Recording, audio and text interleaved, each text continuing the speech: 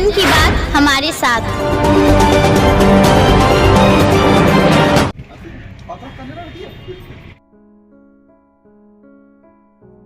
झारखंड में कैसे संसाधनों की लूट हो रही है, इसकी मैं एक वानगी दिखाता हूँ। मैं हूँ झारखंड के गिरिडीह जिले में, और गिरिडीह जिले का जमुआ प्रखंड है, और जमुआ का ये नामचीन गांव है मिर्जागंज। और यहाँ का एक बहुत पुराना हॉस्पिटल, प्राथमिक स्वास्थ्य केंद्र मिर्जागंज है, जिसके परिसर में अभी हम खड़े हैं। और ये मौका है कि यहाँ पे जमुआ विधानसभा के आदरणीय विधायक आदरणीय केदार हाजरा जी भी आए हुए हैं। लेकिन मैं इस हॉस्पिटल की स्थिति का आपके बारे में आपको बताने के आया हूँ कि देखिए, सिटीजन फाउंडेशन रांची झारखंड एक एनजीओ है, और ये एनजीओ इस हॉस्पिटल को एडॉप्ट किया है। एडॉप्ट मतलब इसके सारे संसाधन, यहाँ पे जो भी कर्मी है वो सारे इस एनजीओ के जिम्मे है, और इसके बदले में एनजीओ को झारखंड सरकार और भारत सरकार के द्वारा एक मोटी राशि मिलती है। अब इस एनजीओ का कारनामा क्या है इस हॉस्पिटल में, आप देख लीजिए। पूरा यहाँ पे सन्नाटा है, ऐसे ही गंदगी का अंबार है, और पीछे स्टेडियम थोड़ा चकाचक लग रहा है।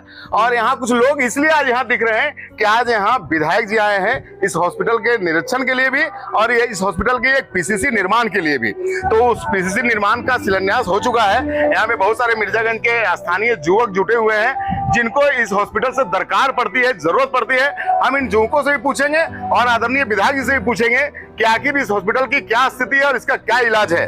विधायक जी, आपका जन की बात में बहुत खैर मकदम है, स्वागत है। आज आप हॉस्पिटल आए, क्या देखा आपने? उद्घाटन भी इसका बड़ा तामझाम के साथ किया था। राज्य सरकार कई स्वास्थ्य केंद्र को बनाए थे जी, और उसी में मिर्जागंज स्वास्थ्य केंद्र का निर्माण राज्य सरकार ने कराया था, और इसका शिलान्यास भी मैंने किया था और उद्घाटन भी मैंने किया। जी जी। और यहाँ पर सरकार के द्वारा सृजित डॉक्टर का पोस्ट है, यहाँ भी स्वास्थ्य कर्मियों का भी पोस्ट है। लेकिन राज्य सरकार के उदासीनता के कारण, संसाधन रहते हुए, सरकार की सारी सुविधाएं रहते हुए भी, सरकार का हैंड रहते हुए, एक एनजीओ को इन्होंने जो सिटीजन फाउंडेशन रांची को दिया है, जो सिर्फ खाना पूर्ति के लिए यहाँ पर वो लिया है।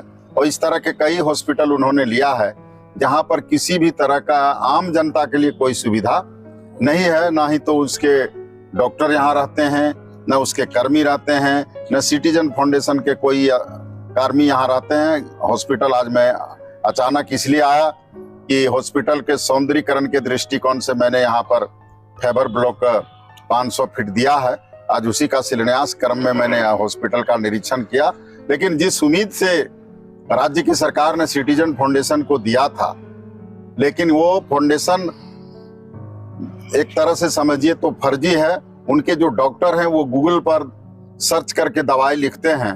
अगर कोई आपातकालीन इमरजेंसी में कोई मरीज इनके पास आता है तो कोई संसाधन नहीं रहने के कारण बाद में बाध्य होकर के उसे गिरिडीह रेफर किया जाता है, और रेफर भी नहीं करते हैं। स्वतः वो जो मरीज के परिवार रहते हैं वो स्वतः यहाँ से मरीज को लेकर के गिरिडीह की ओर ले जाते हैं। और जिस उद्देश्य से सरकार ने इस इतनी बड़ी हॉस्पिटल का निर्माण कराया था, उस उद्देश्य की पूर्ति के लिए निश्चित तौर पर यहाँ जन भावनाओं को देखते हुए निश्चित तौर पर यहाँ पर डॉक्टर का पोस्टिंग होना चाहिए। और यह राज्य सरकार का संसाधन है, इसलिए राज्य सरकार को इसकी चिंता करना चाहिए, ना कि किसी ऐसे एनजीओ को जो सरकार के खजाने के लूटने के काम कर रहा हो।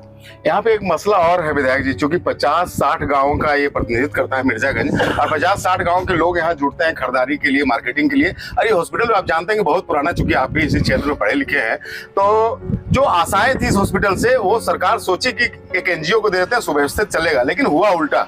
यहाँ पे कर्मियों का भी एक दुख है विधायक जी, वो बोलना नहीं चाहते हैं क्योंकि डर लगता है संगठन और एनजीओ से। इनको जो वेतन मिलना चाहिए, बी फार्मा डी फार्मा करके आए हैं, मुश्किल मिलते हैं ऐसे लड़के, उसको 2500, 5000, 7000 में भी रखा गया है। ये भी एक मामला है।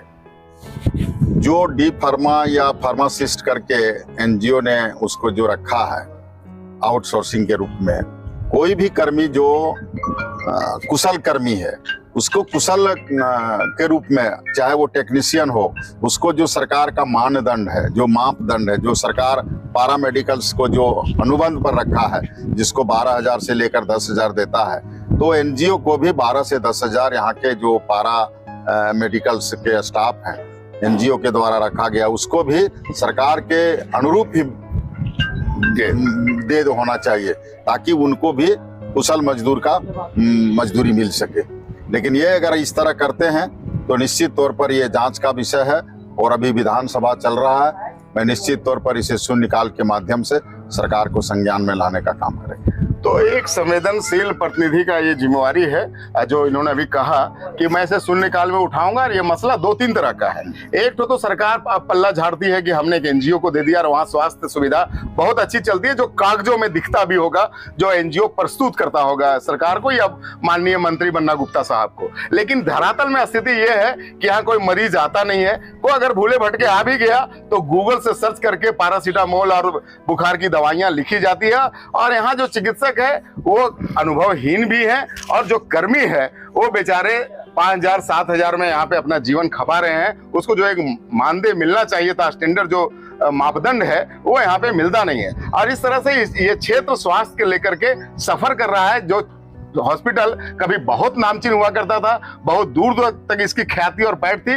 तो ऐसे में आदरणीय विधायक जमुआ केदार हाजरा जी ने कहा है कि इस मसले को मैं गंभीरता से लेता हूं, क्योंकि मैंने ही इसका शिलान्यास किया था, मैंने ही उद्घाटन किया था, तो अब मैं ही इसको सुधारूंगा और शून्यकाल में मैं इसकी बात को जरूर उठाऊंगा।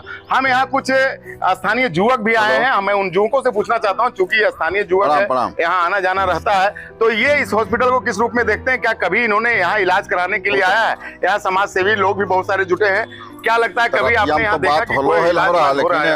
अभी तो फिर वो सब बात कर लो, तब देखो इस बात करके पंचायत समिति सदस्य हो गया, वार्ड सदस्य हो गया, जिला परिषद सदस्य, उन लोग जो है सक्रिय नहीं रहने के कारण हॉस्पिटल में डॉक्टर है नहीं है, उसको न देख पा रहा है, आना जाना नहीं है, करा रहा है, पैसा कमा रहा है। ऐसे जनप्रतिनिधि जो जीत गया है ना, उसके कारण जो है तो ये हॉस्पिटल को न देखना न सुनना, मास्टर है नहीं है, डॉक्टर है नहीं है, कर्मी आया नहीं आया, वो देख रहे नहीं है। जनप्रतिनिधि जो लोकल है हमारा पंचायत का, वो सक्रिय नहीं रहने के कारण ऐसा हो रहा है। ये है पंकज जी, और सही बोल रहे, जनप्रतिनिधियों की उदासीनता का भी खमियाजा ये हॉस्पिटल झेल रहा है कि यहाँ पे जो चीजें होनी चाहिए था वो यहाँ पे नहीं हो पा रहा है।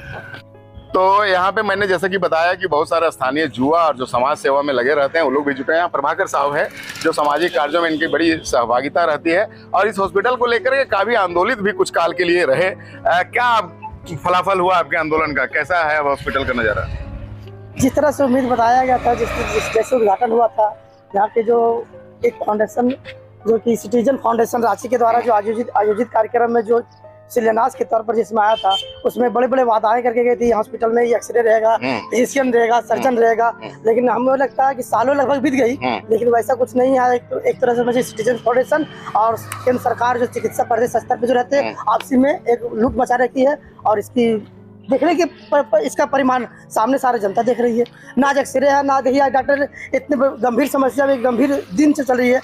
होली ऐसे दिन में बहुत लोग आपसी में तांडव मचता है, बहुत ज़्यादा शराब पीने के बाद अपने आपा को खोता है। ऐसे सिचुएशन में ज़्यादातर लोगों का शारीरिक कठिनाई ज़्यादा होती है, और ऐसे में डॉक्टर चिकित्सक जितने भी हो, चाहे प्रखंड स्तर हो चाहे पंचायत स्तर हो, सबको एक्टिव होना चाहिए। लेकिन हमारे जगरनाथ पंचायत के चिकित्सा जो हॉस्पिटल है, इसके देखिए अभी ना डॉक्टर है, ना कोई नर्स है, ना को देखा जाए तो 2-4-5 हज़ार रुपया में लोग अपना स्टाफ को रखे हैं और भरी झोली में अपने भरने का काम कर रही है। और सबसे बड़ी आंदोलन करने इसके लिए बड़ी आंदोलन होगी। इसके लिए हमने जमुआ प्रखंड चिकित्सा प्रभारी डॉक्टर राजेश कुमार दुबे थे, उससे हमने जाके मौखिक आवेदन पे, मौखिक आंदोलन पे के प्रस्ताव भी दिया था और लिखित में भी दिया था, लेकिन बोला इस पर जांच कमेटी होगी, इसमें जांच होगा, लेकिन अभी तक कुछ नहीं हुआ। अगर इस पर कुछ दिन के अंदर कार्रवाई नहीं हुई तब पूरे ग्रामीण के साथ सड़क से लेकर सदन तक आंदोलन करेगी। सड़क से लेकर सदन तक आंदोलन होगा, ये कहना है प्रभाकर साहब का, और सही में आंदोलन होना चाहिए। जब गरीब और जनता का पैसा लूटा जाता है तो ऐसे में लोगों को आंदोलित होना चाहिए। मैं आपको बता दूं कि प्रखंड चिकित्सा पदाधिकारी हो चाहे जिले के पदाधिकारी हो, उनको कुछ पता भी नहीं कि हॉस्पिटल कहाँ से आया, सिटीजन फाउंडेशन कहाँ से आया, और ऐसे में उन लोग तो अपना हाथ खड़ा कर लेते हैं। यहाँ पे अनूप कुमार साहब हैं, बउआ इसको प्यार से बोला जाता है। क्या हाल है अनूप जी? क्या कैसे देखते हैं इस हॉस्पिटल को? पूरा बेहाल है। हाल क्या रहेगा, देख रहे हैं कि डॉक्टर ने है, तो आपके विधायक जी आज आए तो कुछ उम्मीद बनती है? पूरा उम्मीद बन रहा है कि विधायक जी आए तो कल से हो सकता है कल पर सुधरे, कुछ सुधरे, विधायक से उम्मीद है।